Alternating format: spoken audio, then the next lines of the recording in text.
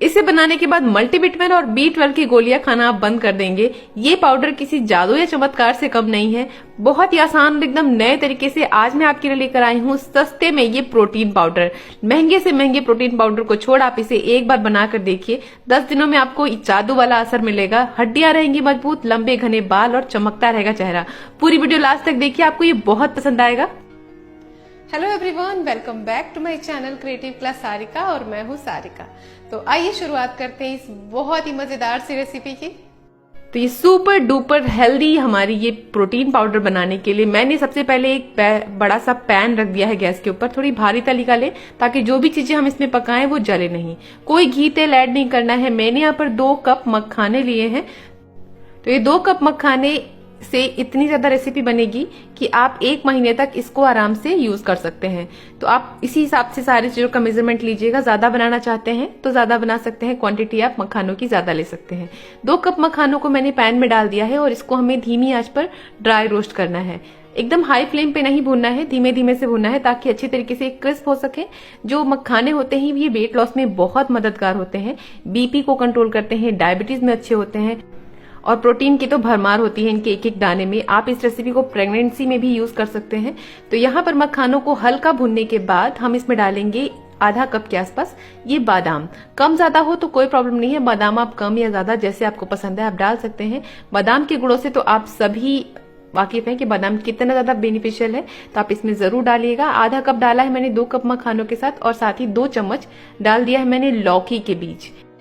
ये लौकी के बीज आपको किसी भी ग्रोसरी स्टोर पे आसानी से मिल जाएंगे। ज्यादा नहीं डालना है, सिर्फ 2 चम्मच हमें इतने सारे मखाने और बादाम के साथ यूज करना है।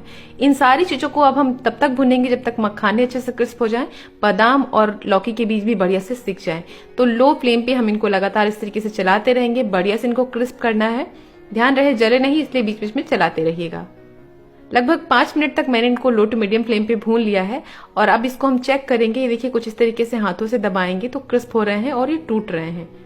साथ ही बादाम भी अच्छे से सिक गया है और लौकी के बीज भी। तो अब इसको और ज्यादा नहीं पकाना है। चलिए गैस का फ्लेम बंद करेंगे और अब इसको हम ट्रांसफर कर लेंगे अलग किसी भी थाली में और इनको हम पूरी तरीके से ठंडा होने देंगे। ये रेसिपी एक सुपर फूड है। आप अगर वेट लॉस करना चाहते हैं तो ये आपके बहुत काम आने वाली है। और आप मेरी हर वेट लॉस की रेसिपी को अगर देखना चाहते हैं तो मेरे नए channel Sarika recipes and blog पर जाकर के देखिएगा। मैं अपने नए नए ब्लॉग बनाऊंगी और वहां पर आपको बताऊंगी कि मैंने प्रेगनेंसी के बाद अपने बढ़े हुए वजन को कैसे कंट्रोल में किया, वो भी सिर्फ और सिर्फ डाइट में चेंज करके। तो चलिए इसको ठंडा होने के लिए रख दिया। वापस मैंने उसी पैन को रख दिया है फिर से गर्म होने के लिए। अब मैंने लिया है 1/4 कप यानी 4 बड़ा चम्मच सफेद तिल। आपके पास अगर काले तिल मिल जाए तो वो भी यूज कर सकते हैं।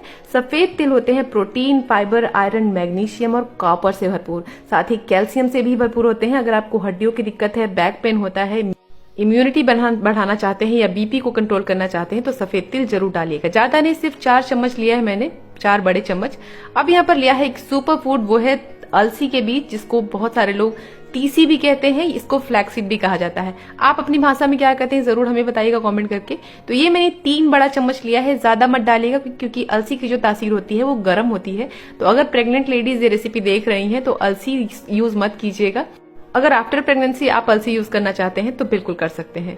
अब मैंने यहाँ पर लिया है पॉपी सीड यानी खसखस के दाने, जो कि एनर्जी देता है, हार्ट के लिए अच्छा होता है, इम्यूनिटी अच्छी होती है और साथ ही अगर आपको नींद नहीं आने की दिक्कत है तो आप इसे जरूर डालिएगा। सिर्फ 2 बड़ा चम्मच ये पॉपी यानी खसखस के बीज मैंने डाले हैं। तो इसको भी अब हम धीमी आंच पर ड्राई रोस्ट करेंगे। धीमी आंच पर भुनना है ताकि ये जले नहीं, लेकिन ये जल्दी से सिक जाते हैं इसलिए लगातार चलाते रहिएगा। जलने नहीं चाहिए और भुने हुए अच्छे से होने चाहिए क्योंकि जो अलसी के दाने होते हैं वो हमें कच्चा नहीं खाना चाहिए, हमेशा भूनकर, पकाकर या भिगो के ही खाना चाहिए। तो यहाँ मैं इनको लगातार चलाती रहूंगी। सिर्फ और सिर्फ कुछ सेकेंड्स में ये जैसे एकदम क्रैकल होने लगते हैं, तड़तड़ की आवाज आने लगती है। इनके एक एक दाने में प्रोटीन, एंटीऑक्सीडेंट, फाइबर भरा होता है, कोलेस्ट्रॉल को कम करता है।